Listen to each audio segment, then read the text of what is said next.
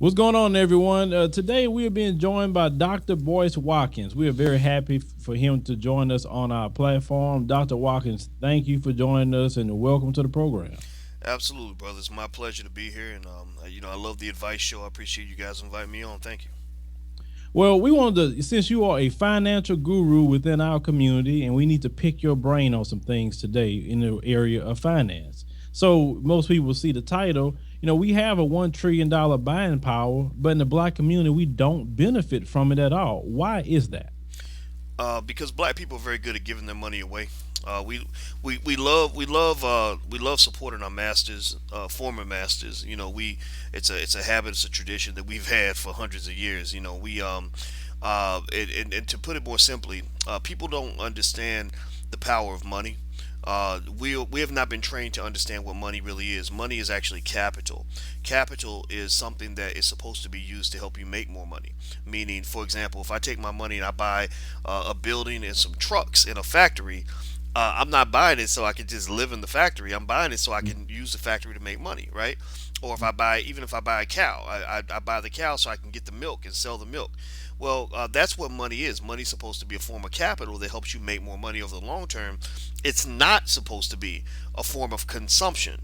Consumption is when you get the money and you say, okay, now I can make even more trips to the mall.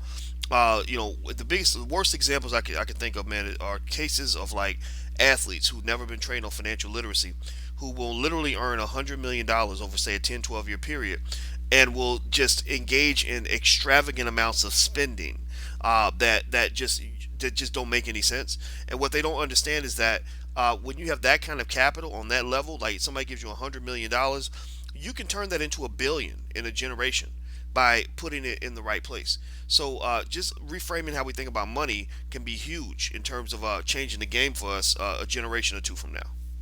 Now, let me ask you, it's something that I've said, many times before.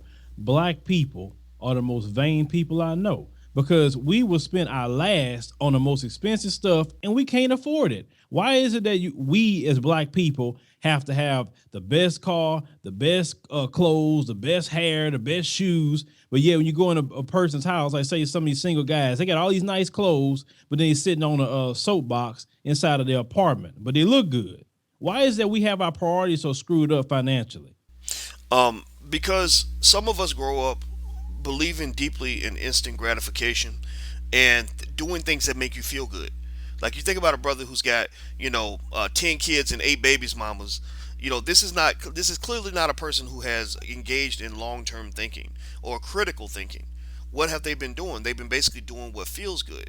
She looks cute. I'm gonna go have sex with her. And the condom, I don't like this condom, so I'm gonna take it off. Boom. Next thing you know, you got a bunch of kids and maybe a bunch of diseases to go with it. Well, Mhm. the same thing is true when it comes to money.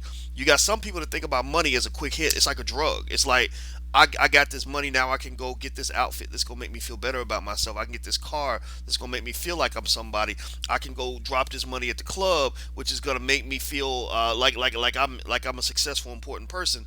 And a lot of that really is built on not just the instant gratification component, but also low self-esteem.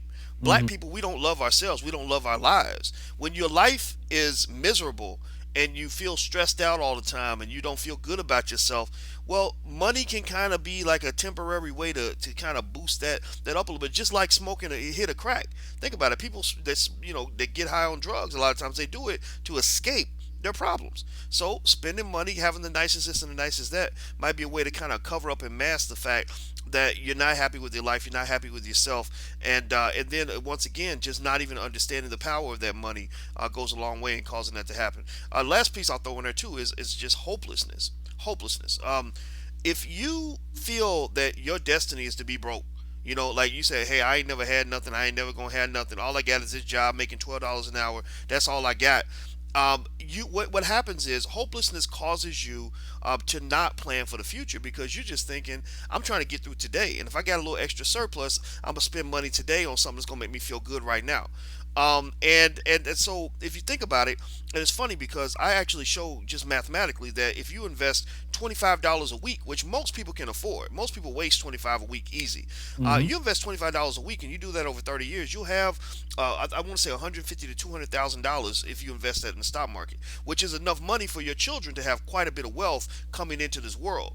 But when you're hopeless and you kind of feel like, okay, I'm poor, I'm always be poor, it ain't gonna change, then what do? Are you going to really take that little bit of extra money you got and invest it for something that you don't even think is really gonna happen? Or do you take that money, blow it right now, and just say, I don't care?